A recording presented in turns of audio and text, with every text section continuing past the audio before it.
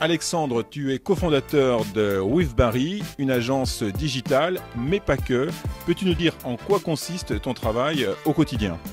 Alors bonjour, voilà, on est une agence digitale pas que, pourquoi ? Parce qu'on est une agence social first, c'est-à-dire qu'on considère que le social media prime aujourd'hui sur la communication, parce que c'est ce qui permet de faire une marque conversationnelle et une marque qui appartient à son client.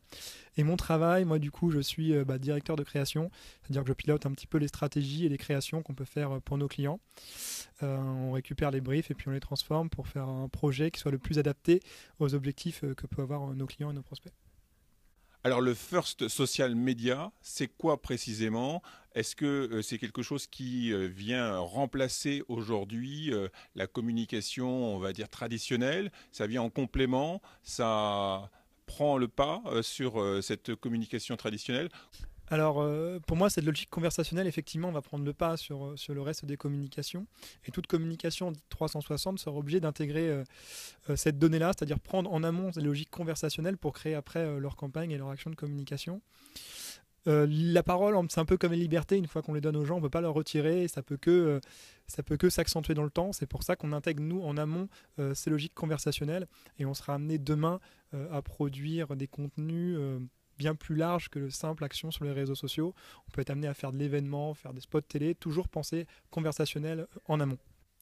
Vous avez des clients B2B, B2C, des petites entreprises, de belles références comme les Pinceaux Raphaël ou encore l'Orchestre Symphonique de Bretagne. L'Orchestre Symphonique qui vous a fait confiance pour attirer un nouveau public via le social media. Tu peux nous expliquer ? En fait, l'Orchestre Symphonique de Bretagne ont géré leurs réseaux sociaux donc depuis quelques mois, et puis ils avaient un concert particulier qui était le Video Games Live, c'est-à-dire la musique de jeux vidéo jouée par un orchestre. Et c'est la première fois surtout que l'orchestre jouait dans la salle de Liberté, ce qui était du coup un sacré enjeu en termes de billetterie. Et surtout que ça répondait à une problématique de démocratisation de leur public, puisqu'effectivement on ne touchait pas leur cible habituelle. Pour eux, du coup, on a créé un événement, on a fait appel à des influenceurs, on a créé des contenus, et tout ça, on l'a pensé social media en amont. Pour donner un exemple de résultat, l'événement qu'on a créé, c'était dans un bar gaming, on a touché 200 personnes en physique, mais l'activation digitale de cet événement nous a permis de toucher à peu près 600 000 personnes et faire en sorte que les gens se redirigent vers la billetterie pour au final faire un concert bien rempli et une soirée très agréable. Le fait là de toucher en l'occurrence un public particulièrement intéressé par le digital, les réseaux sociaux, est-ce que ça n'était pas, on va dire entre guillemets, assez simple de les intéresser à l'Orchestre Symphonique de Bretagne, ou est-ce que c'était réellement un enjeu et un défi ?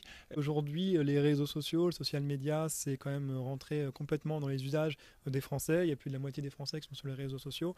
Et du coup, si on parle de ces constats-là, on peut trouver une activation pour toutes les marques. Si on arrive à bien les penser, à faire en sorte que ça rentre complètement dans les codes et les usages de notre cible, on peut créer des activations intéressantes pour des publics qui ne sont pas catalogués comme geeks.